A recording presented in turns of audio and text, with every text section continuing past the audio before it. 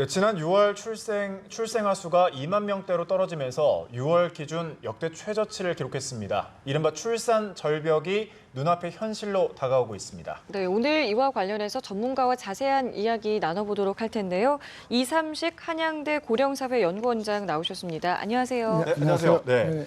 통계청에 따르니까 지난 6월 출생아 수가 2만 8,900명으로 집계됐다고 이제 밝혀졌거든요. 관련 통계가 집계되기 시작한 2000년 이후에 가장 낮은 수치라고 하는데 현재 출산율이 어느 정도에 머물러 있나요? 보통 통계청에서는 연간 따로 출생하려고 했는데 가장 최근 공식적으로 발표한 통계는 2016년 통계입니다. 2016년에 한 해에 태어난 아이들이 41만 6천 명입니다. 그리고 학계 출산율, 즉 여성 한 명이 평생 동안 낳은 자녀 수는 1.17명으로 집계되고 있습니다. 그럼 말씀하시죠. 그런데 만약에 올해 현재 2017년도에 상반기에 출생아 수를 고려해서 추정을 해보면 올해 출생아 수는 약 한 33만 명 정도로 추산되고 있습니다. 쉽게 말하면 작년에 41만 6천 명인데 올해 한 33만 명 정도니까 적어도 한 7, 8만 명이 1년 사이에 뚝 감소를 하는 겁니다. 그렇군요. 보통 우리가 한 학교에서 한 학년에 200명에서 뽑는다 보면 한 200개, 300개 학교가 학생을 보지를 못한다고 보시면 됩니다. 초등학교에. 상당히 큰 영향을 보실 수 있습니다. 그리고 여성이 낳은 학계 출산율은 저희들 추산해 보면 한 1.03 정도, 거의 1명에 가깝다고 보시면 되겠습니다. 뭐 여러 가지 저출산의 배경이 있겠지만 그래도 뭐 주요 원인을 좀 꼽는다면 어떤 게 있을까요?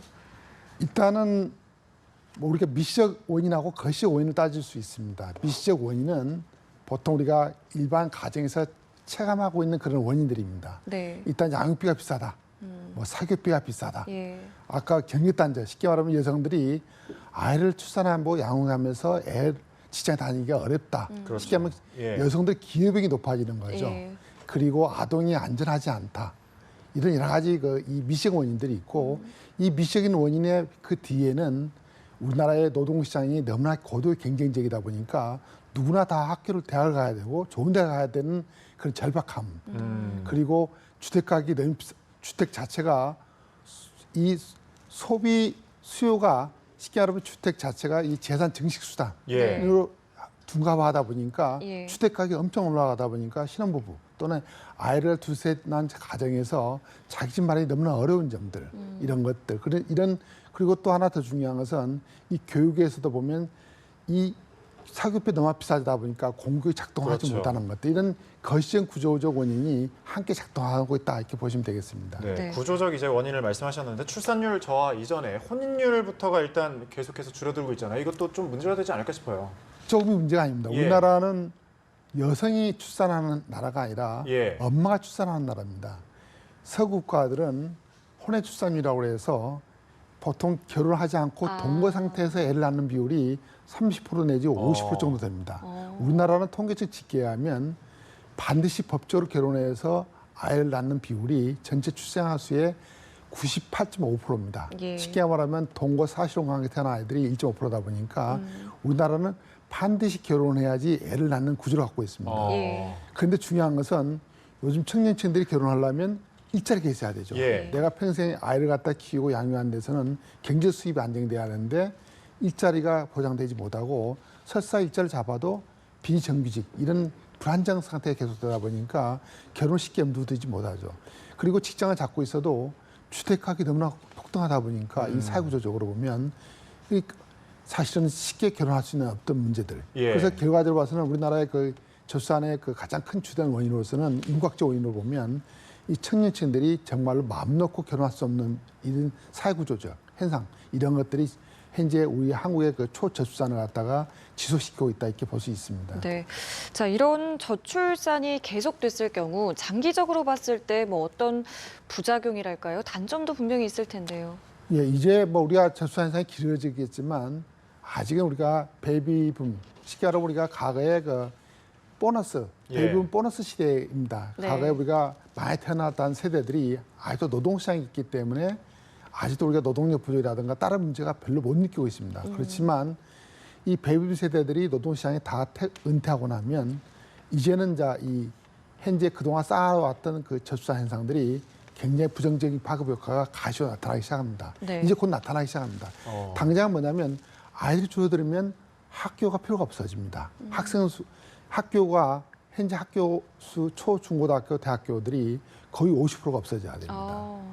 이 말은 뭐냐면 결국 초중고등학교에 다니고 있는 학교도 없어져야 되겠지만 교사 수, 교수 수도 없어져야 됩니다. 최근에 우리가 언론에서 보면 초등학교 임용교사 교에 보면 예. 너무나 확 줄어들지 않습니까? 예. 이 말은 뭐냐면 아이들이 없어요, 가르칠 아이들이. 이런 문제가 있고 두 번째로는 이제 어느 정도 시기가 지나면 병력 자원이 부족해집니다. 일단 국방부 자료 이런 데를 보면 2022년부터 우리나라는 이제는 국방 자원, 병력 자원도 부족해질 거다 이렇게 예상을 하고 있습니다. 그리고 3단계 들어가면 이제 노동력이 부족해집니다. 지금 우리가 노동력 공급강이 돼서 뭐 청년 실업이라든가 뭐 일자리가 찾기 어렵다고 하지만 한 10여 년 지나면 이때는 일할 사람이 없어지는 거죠. 부족해지는 거죠. 그래서 그리고 또 하나 더 중요한 것은 공장에서 상품을 만들어도 이 상품을 살 사람들, 내수시장이 위축이 되는 거죠. 쉽게 말하면 우리가 교육계에서 많은 어떤 교육 상품을 만들어도 예. 학생들 줄어들면 이 교육 산업들은 또 붕괴하고 말아버립니다. 이런 것들이 연쇄 발행이 일어나는 거죠. 그리고 또 반대로 노동력이 부족해지는데 이 노인층들은 엄청 빠르게 증가합니다. 베이비 세대들이 그 노동층이 예. 증가하고 그러다 보니까 사회보장 부담이 증가하고 이런 것들이 결국 재정 수지 악화되고 그래서 여러 가지 사회 경제 현상 모든 현상이 이게 막 서로 엮여가면서 정말로 우리나라는 살기 어려운 나라, 미래가 어려운 나라 이렇게 될 수밖에 없습니다. 알겠습니다. 말씀하신 것처럼 이제 연쇄적 도미노처럼 이제 위기가 올 텐데 일본 같은 경우는 우리나라보다 약 20년 전에 저출산을 겪은 것으로 알려지고 있습니다. 어떤 경제적, 사회적 문제를 겪었었나요? 지금 또 이제 다소나마 반등하지 않았습니까? 예. 예. 일본은 우리보다 좀 좋습니다. 왜냐하면 우리나라는 학계 출산율이 1.05에 이르렀을 때 정부가 서둘렀습니다. 예. 출산 대책을 해야 된다고. 그때가 바로 2005년, 2006년입니다. 근데 일본에는 학계 출산율이 1.57이 되니까 1989년에 예. 1.57 쇼크라고 그래갖고 그때부터 저출산 대책을 서두른 겁니다. 그러니까 우리나라는 1.05때 서둘렀지만 일본은 1.57이죠. 사실 우리나라 1.57이라면 행복한 어떤 그런 수치입니다, 이게. 예. 그런데 우리 일본 같은 경우는 그래서 1989년에 1.57 쇼크 일어나고 나서 한 5년 동안 전문가들 또 사회 여론들을 갖다가 여러 가지 파악을 해서 1994년부터 엔젤 플랜을 시작합니다. 그래서 1994년부터 현재 이르기까지 20여 년 동안에 걸쳐서 저출산 대책을 하고 있습니다. 일본의 학교 출산율이 2005년에 1.26으로서 최저점을 이룹니다. 예. 우리보다 항상 높은 수치죠. 우리는 현재 작년 수치가 1.27이다 보니까 예. 일본의 최저점보다 훨씬 더 낮은 수치죠. 그런데 그 일본에서 최근에 2005년 이후에 최근까지 보면 학교 출산이 서서히 오르고 있습니다. 예. 물론 정확한 원인이 현재 일본 사회에서 공감대 형성이 되지 않았지만 많은 전문가들이 한 세 가지 이유를 들고 있습니다. 하나는 일본의 단가의 세대들, 쉽게 말하면 우리나라만 베이비 세대들입니다. 이 단가의 세대들이 2005년, 2006년에 노동시장에 빠져나오면서 청년층의 일자리가 숨통이 트였고 거기에 따라서 청년들이 정사원, 쉽게 말하면 정규직화가 되고 결혼이 늘어나고 출산이 늘어났다. 이렇게 보는 경제 측면이 있고 두 번째로는 최근에 일본 사회에서 육아직 급여를 갖다가 상당히 급여를 인상했습니다. 육아직 급여 인상을 갖다가 67%까지 인상을 했는데 이것을 갖다가 주로 남성에다가 중점을 넣어서 인상을 했습니다. 그래서 남성의 육아 참여가 활발해졌다. 이런 관점이 지적되고 있고요. 마지막 세 번째로는 난임에 대한 지원이 활발해지다 보니까 난임 부부들의 출산이 활발해졌다. 이 세 가지를 주로 일본의 전문가들이라든가 일부에서는 이 최근에 일본의 출산율이 그래도 아직은 1.5에 못 미치고 있지만 그래도 서서히 오르고 있지 않냐 하는 그런 원인을 이야기는 하고 있습니다. 네, 우리 정부도 다양한 대책을 내놓고 있지 않겠습니까? 이 정책들이 좀 실효성이 있다고 보시는지도 궁금하고 보완이 돼야 된다면 어떤 점이 좀 돼야 될까요? 예. 현재 문재인 정부에 들어와서는 저는 사실 마음에 드는 정책도 있고 좀 약간 불만스러운 것도 있습니다. 하나는 뭐냐면 요즘 우리가 출퇴근 칼퇴근 제도 이런 것을 우리가 보면 거시적 접근입니다. 이것이 뭐 우리가 육아직급을 갖다 돈을 더 준다 이런 미식 접근이 아니라 아예 문화를 싹 바꿔서 누구든지 내가 출근하면 언제 퇴근할 시간을 딱 정해놓고 그 다음에 내가 아이 양이라든가 집안을 어떻게 돌볼까 시간을 갖다 미리 정해놓은 겁니다. 만약에 이런 칼퇴근 제도가 사회 문화로 정착돼서 정말 잘만 지켜진다면 네. 사실은 어느 미식 제도보다도 더 훌륭한 효과가 있을 수 있습니다. 또 더 중요한 것은 일자리입니다. 예. 지난 한 10여 년에 걸쳐서 일자리도 많이 고민했지만 그 일자리가 청년층에 특화된 일자리가 아니었었습니다. 그냥 일반적으로 일자리 좀 늘리자 하는 정책이 있지만 이번에 만약 문재인 정부에서 청년층 특화돼서 일자리 창출을 갖다가 좀 열심히 한다면 네. 청년층들의 만원을 갖다 해소할 수 있습니다.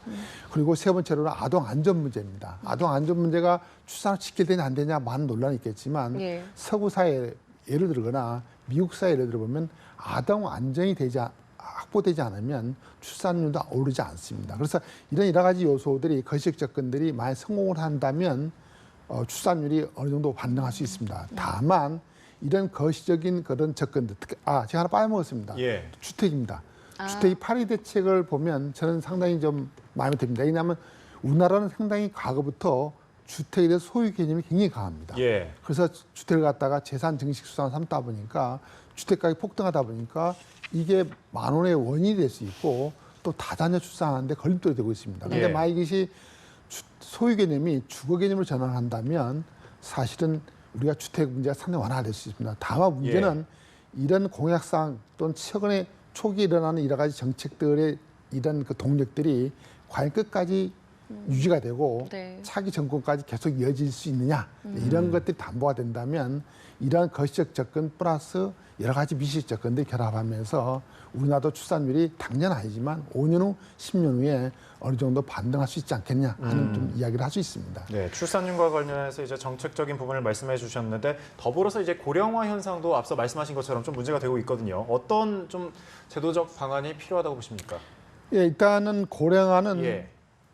그 지난 10여 년 동안에 그나마 준비를 정부에서 잘했다고 봅니다. 예. 그 하나는 뭐냐면 우리가 보통 고령화 접근은 네 개로 합니다. 하나는 우리가 과거에 평균 수명이 60세, 5세, 10세가 아니라 이제 80세, 90세, 거의 100세가 돌아가는데 예. 길어진 노후에 경제적으로 문제없이 살 수 있을까 하는 경제적 보장 문제입니다.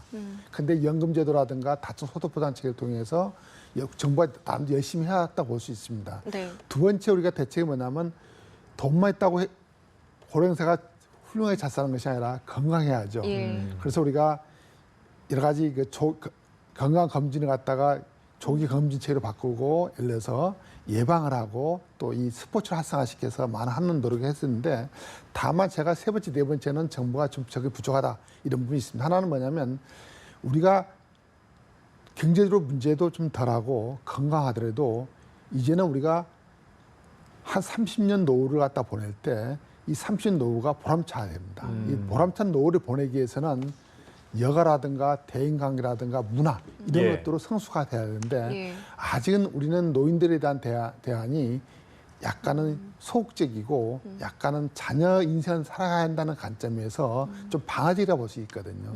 그래서 이제는 우리는 오히려 우리가 노동기간보다도 노후기간이 더 길어진 시간을 예. 거칠 수밖에 없기 때문에 네. 이제는 액티브 에이징이라는 개념을 도입을 해서 이제는 좀 더 대인관계, 문화여가 이런 쪽 가능해야 되고 더 나아가서는 우리가 시군구라든가 중앙정부에서 노력할 것은 뭐냐면 사회 시스템을 갖다가 사회 체질을 갖다가 고령화로 맞춰야 됩니다. 출산율이 앞으로 우리가 10년, 20년, 30년 노력해서 많이 올라가더라도 네.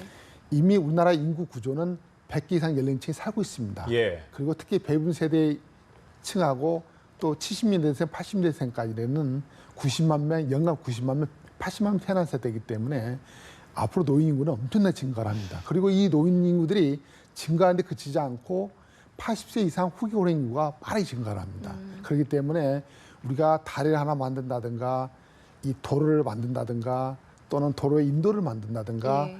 또는 여러 가지 건물을 만든다든가 모든 사회 시스템 자체가 이제는 고령자들 중에서도 특히 후기 고령자 인구들이 활동이 용이하게 할 수 있도록 시대를 바꿀 필요가 있다는 거죠. 알겠습니다. 여기까지 듣도록 하겠습니다. 이삼식 한양대 고령사회연구원장과 함께했습니다. 말씀 고맙습니다. 네, 감사합니다.